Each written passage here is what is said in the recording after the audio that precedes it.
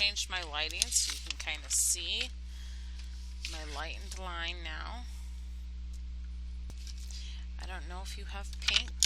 I don't. So I'm literally going to take white. There's white here. White paint.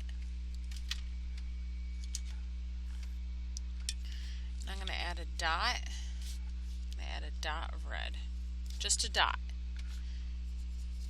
to get my pink. If I need it to be more, then I'll add more. Remember, red is a very powerful color, so you only need like a dot to get that pink. Just a dot. Just a little dot.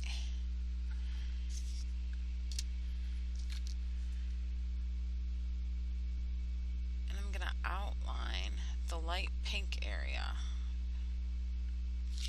I'll add more red to my color after I'm done with the light pink area. I want to add a note here. I am using a towel dry damp brush with lots of paint, very little water. For simplicity's sake, let's fast forward to the part where our fatherly flamingo is 100% outlined. Pause if you need to. Just like you did with bird number 1, you are going to do with bird number 2, or your baby bird. You're going to make sure that you have a damp but not soaking wet skinny brush that you can use to outline your pencil line that you've lightened up here. And you're going to outline your bird entirely using a thick layer of pink paint. You might have to go back and reapply some of that paint or add a drop of water in between a few strokes to maintain a fluid sense of watercolor with a high amount of vibrancy or bright color. To get that bright color, you're going to have more paint, and to get the fluidity, you're going to add a little bit of water so it moves with ease around your piece. After you're done outlining your flamingo, you are going to take a flat brush, preferably a medium flat. Get it nice and damp and wet. Squeeze out, or not necessarily squeeze out, but push the edge of your brush against the lip of your cup so the extra water kind of, drips out of the end of your brush. With this damp, clean brush, you're going to spread from your outline into the body of your flamingo. You are going to spread this pink into this area. Call it your safe area, kind of like coloring in the lines on a coloring book. It's your guide to help you stay within the section that you need to be. That's why we put the outline here, to maintain that you get a vibrant, bold outline, and also to give you kind of a fence or a barrier in case you end up having too wet of a brush. So we're going to continue this process with both baby and daddy flamingo. I'm going to fast forward to the next part, and you can pause if you need more time to finish. Now, if you feel like your pink is not bright or red enough, because that white will dull out your color, you can always add controlled little dots of red across your flamingo's body and then switch out with that flat to kind of spread that vibrant color around on the surface of your painting. This will make your pink brighter and more vibrant. Here I'm adding a vibrant version of the color pink that I have made previously for the body of our daddy and baby flamingo, but this time I added a little more red by adding maybe 2 dots of red into that pile of white that I had earlier. This is how I'm getting that darker and brighter pink than the body of the flamingo itself. You might also want to consider, after you're done mixing your new pink or your fresh pink, you might want to consider swatching out your water, so that way your white in the water doesn't kind of dull the color that's on your paper. I also want you to keep in mind that I am using a medium flat right now with a controlled amount of water. It's towel dry damp with a decent amount of paint on it. This is kind of more like the dry on dry technique. The surface of your paper is dry and your brush isn't soaking wet, and there's a decent amount of paint on your brush. This is going to ensure that you get those bold, opaque, or solid colors instead of that thin kind of pastel-y washy color that you kind of got earlier on the flamingo's body. We're looking for contrast here. We want those feathers to pop. Let's kind of continue this trend with that bold part or that darker part of our beak. Well, the pinkish part of our beak, and our legs. Now, if you need to switch out to that small outliner brush for these tiny, tiny spaces, I suggest that you do so. Just take your time. If you need to add a little drop of water to maintain a fluid consistency when it comes to your paint, then do so. But don't add too much water, or else you're going to have pink flooding in your sand area and outside of your flamingo's beak. So just take your time with this. If you need to do a test on a test piece of paper or an extra swatch of watercolor paper that you don't intend to use anymore, then feel free to do so. So for the water part of our piece, we are going to use what is called a wash. A wash is adding a thin layer of water, and then some color on top. Now you can, if you really, really want to get like a dark wash, you can kind of add water to your paint and kind of make it almost puddly, and then use your flat to apply the paint to your paper. Either or. If you're looking for a lighter color, you're going to want to do it the first way I've described it, which is one layer of water, nice and controlled, and then a decent or medium, maybe medium sized amount of paint. This water will help thin it out, spread it out, and have it evenly go from one side of your paper to the other.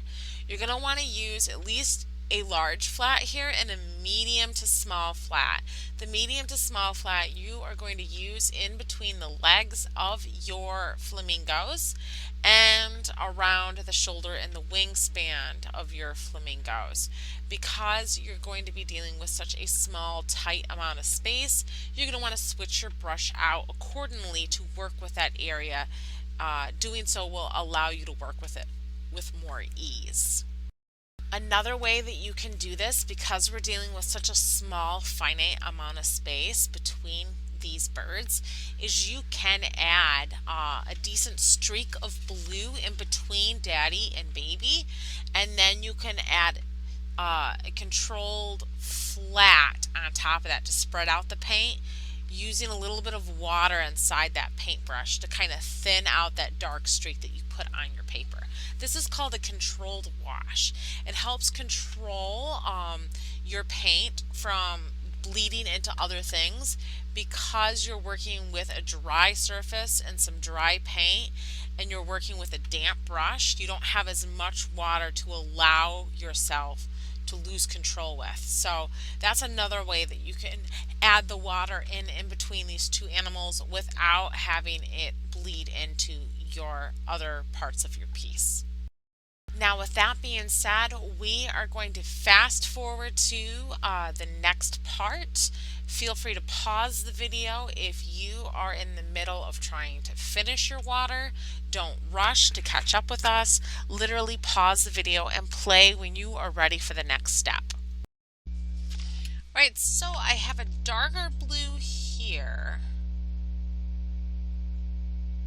And I want a lighter blue up here. So I used more paint to water ratio down here. And when I work up here, I'm going to use, get that out of here, I'm going to use less paint and more water. So I'm literally going through the opposite here. So bear with me. I have a really decently wet brush right now because I kind of wanted to thin out my paint. I'm going to draw over my sun lines or paint over my sun lines because I plan on putting really bright sun lines in using oil pastel.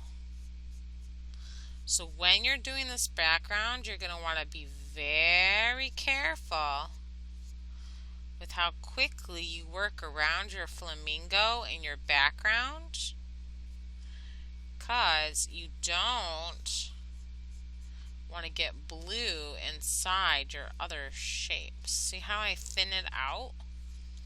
It was pretty watery from the get-go, but I'm literally spreading that water and spreading that paint around to get like the sky blue color. Pick some of that up. Now I did the sky after I did the water. I'm still going to add a little bit of water in here, specifically because my paint has made the water have a little bit of a blue tint in it. I don't know if you see it, but see that? There's a lot of blue in there. So there's already watercolor paint inside of my water to help me make this sky blue color. So I'm really, in reality, I'm really not using that much paint, if at all. I'm using the leftover paint that has kind of integrated into my water cups. So if you're looking for a trick to get like a sky blue light color, that's how I got mine today. We're going to do the background here, and then I'm going to pause, and then I'm going to come back to y'all with clean water, because there's no way that I'm going to be able to do my sand without it turning green. So I got blue in my water, and I got yellow. It's a little bit darker, so we're going to spread that darkness down here by thinning it out. See that? And I literally have a really soft kind of sky, if not a watered down blue. Now I kind of want to have different levels of intensity in my water. So I waited until my dark blue dried, and I'm literally going to use that dark blue. I'm going to kind of wetten the edges here with water to kind of fill in the space between these strokes of paint.